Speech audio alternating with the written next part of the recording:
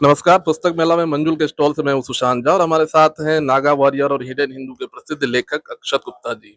अक्षत गुप्ता जी हाल में mythological books के लिए काफ़ी प्रसिद्ध रहे हैं, वो पोएट भी हैं, लिरिसिस्ट भी हैं और बहुत कुछ हैं, पब्लिक इंटेलेक्चुअल भी हैं और आजकल वो हर जगह, हर सोशल मीडिया के फोरम पे पाए जाते हैं। इनकी किताब पेंगुइन में इंग्लिश से प्रकाशित हुई है, हिंदी में मंजुल से हमने इसे प्रकाशित किया है। आज हम इसे 2 मिनट छोटी-सी बातचीत करेंगे। अक्षत जी, ये सवाल सब आपसे पहले भी पूछा जाता रहा होगा कि ये किताब लिखने की प्रेरणा आपको कहाँ मिली? क्यों आपने मिथोलॉजिकल कैरेक्टर को ही चुना? इसकी कहानी कुछ ऐसी है कि हमारे पास एक कमाल के प्रोड्यूसर आए जिन्होंने हमको बताया, हमको पता भी नहीं था, जैसे पूरे देश को नहीं पता था, मैं भी अनभिज्ञ था इस बात से कि 1757 में अहमद शाह अब्दाली की आर्मी ने हमला कर दिया था गोकुल पे। और वहाँ चंद नागा साधु बैठे थे सम्मेलन पे।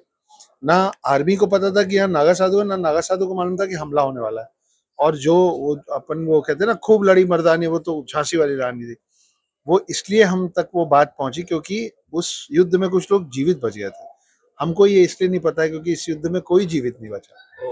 तो जब मैं ढूंढना चालू किया तो मुझे बड़ा कम मिला डॉक्यूमेंटेड। तो मैंने इमेजिन करना चालू किया कि वहां जो हुआ होगा क्या हुआ होगा।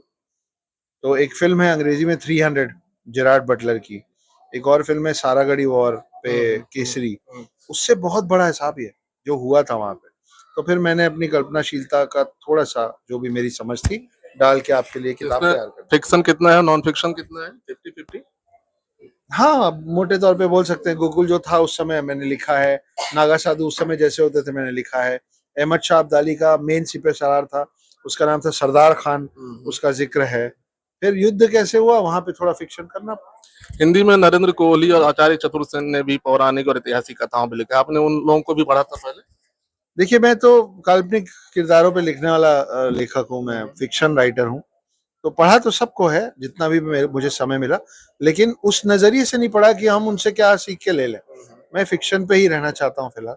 और फिक्शन की खूबसूरती है कि आप कह रहे हैं कि वो काल्पनिक कथा है, आप उसको जहां चाहे ले जा सकते 2 सवाल और लूँगा, 1 सवाल और।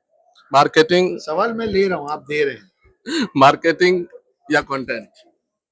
दोनों। अच्छा कंटेंट नहीं है तो मार्केटिंग का पैसा वेस्ट है, और अच्छा कंटेंट है और मार्केटिंग नहीं की तो कंटेंट लोगों तक पहुंचेगा कैसे? इसको अलग अलग नहीं कर सकते, ये तो हाँ साथ साथ है ना।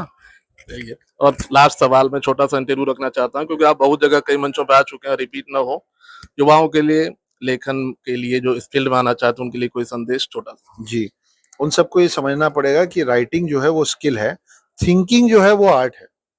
तो हम क्या करते हैं, हम पेन खोल के, कागज खोल के फिर सोचना शुरू करते हैं, इसीलिए राइटर्स ब्लॉक आता है। आप 10% समय लगाइए लेखन पे, बच्चा 90% लगाइए सोचने में कि क्या लिखना है।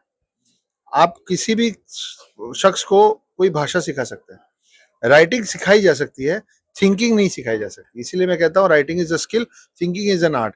तो आप आर्ट फॉर्म पे ध्यान दें सोचने के, तो स्किल जो है राइटिंग फॉर्म का वो अपने आप निकल आए।